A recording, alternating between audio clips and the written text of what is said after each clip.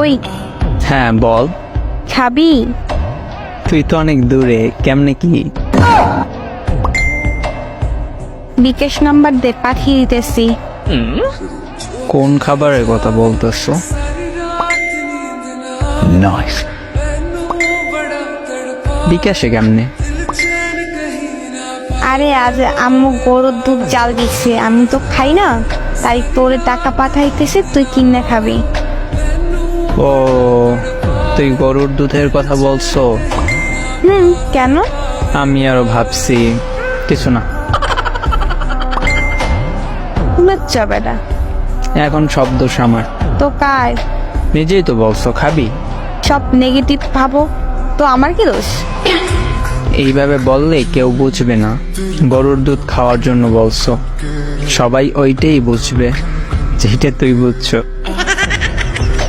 ফাজিল। তুই আমায় বানাইছো ফাজিল? নিজে হইছো। জি না, এমন খাবি খাবি বললে এমন বানাইছো। আরে খারাপের কি বলছি? সোজা বললেই পারতি আজ গরুর দুধ কিনে রাখছে, আমি খাই নেই, তুই খাইলে আয়।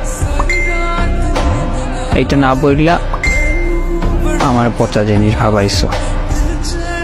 না, আমি তোর গুলা খাওয়ার জন্য দুধ খাই না। আমার কোনগুলা? ও আচ্ছা, ওইটা পচা জিনিস। দুধ। পাজি মাইয়া।